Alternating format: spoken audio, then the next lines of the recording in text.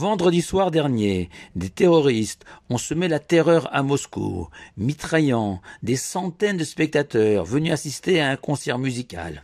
Peu de temps après, les auteurs de ce carnage abominable ont été arrêtés par les autorités russes. Le monde entier a été témoin des supplices infligés aux auteurs de ces attentats,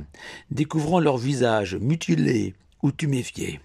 Et mon propos ne sera en aucun cas de disculper ou de trouver la moindre excuse à ces terroristes criminels, mais bien de constater que si de tout temps et de toute époque, quasiment tous les États de la Terre ont pratiqué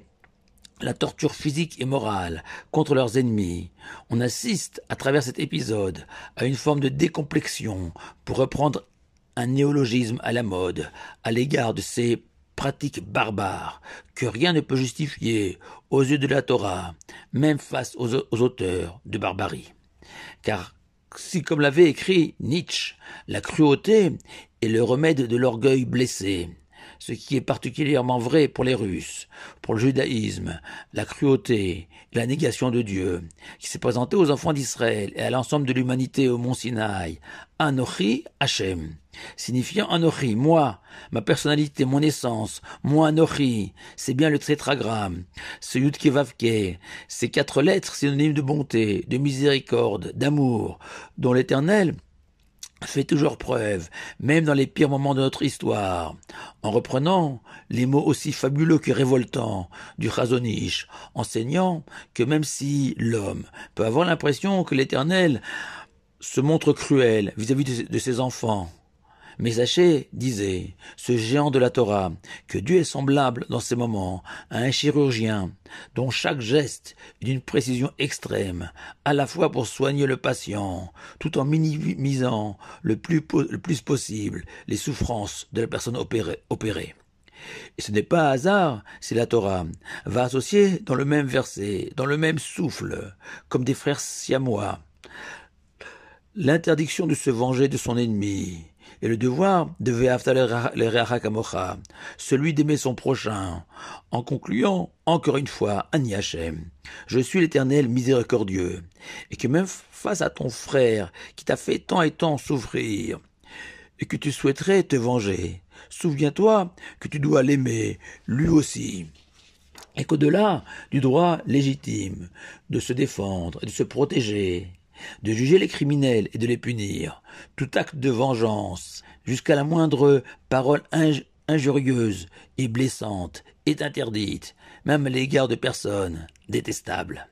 Et que céder à la vengeance, à la cruauté contre nos ennemis, c'est éteindre l'étincelle divine qui brille en nous, ternir la beauté de notre âme. Une abdication, un renoncement à être porteur de l'identité divine, c'est offrir une victoire à nos ennemis. Les exemples de situations où la Torah cherche à tout prix à éloigner l'homme de la cruauté sont innombrables. Ainsi, le Talmud dans Makot enseigne qu'un homme passible de la peine de 39 coups, si au cours de l'application de la sanction, le coupable s'est sali et s'est humilié en ne maîtrisant pas ses envies de se soulager, il faudra immédiatement absoudre le pécheur. Toujours le Talmud et le traité de Sanhédrin, décrivant la manière, toute théorique, dont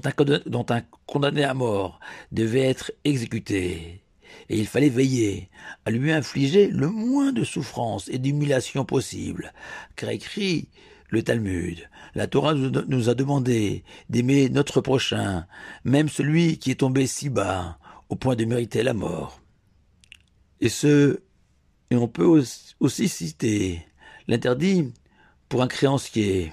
pourtant dans son bon droit, de harceler son débiteur si celui-ci n'a pas les moyens de le rembourser. Loti elo kenoché, stipule la Torah. Et ce rejet de la cruauté doit s'exercer même à l'égard des animaux, comme la Torah l'enseigne, qu'on ne peut rester indifférent devant l'animal ployant sous sa charge, même si cette bête appartient à son ennemi. Rappelons aussi l'interdiction d'abattre le même jour une vache et son veau, ou celle d'offrir en sacrifice un animal âgé de moins de 8 jours.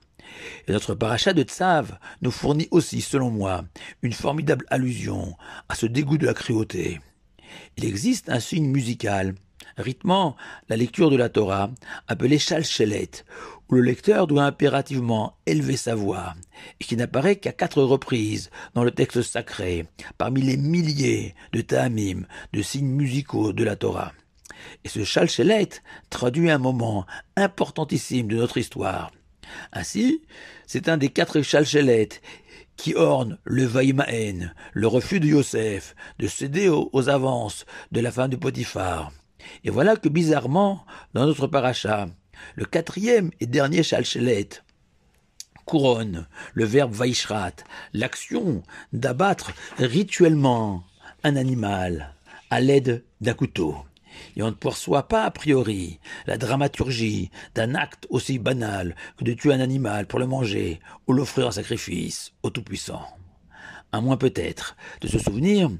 que tuer ne sera jamais un acte comme un autre, même un animal, même si c'est pour les besoins vitaux de l'humanité. Prendre un couteau et sectionner la trachée, artère et l'œsophage d'une bête n'est pas un acte anodin. Le Talmud enseigne d'ailleurs que l'homme au penchant sanguinaire exercera le métier de shochet, l'homme chargé d'abattre les animaux, et qu'à travers ce Shalchelet, la Torah nous met en garde de ne pas s'habituer à la violence, la cruauté. Rappelons, entre parenthèses, que la consommation de la viande est présentée par la Torah comme une forme de concession à l'humanité après le déluge. Par honnêteté intellectuelle, je ne peux conclure ces paroles de Torah sans citer l'enseignement très connu, tiré d'un midrash. Celui qui fait preuve de miséricorde à l'égard des hommes cruels finira par se montrer cruel envers les personnes miséricordieuses, semblant prendre le contre-pied de notre enseignement.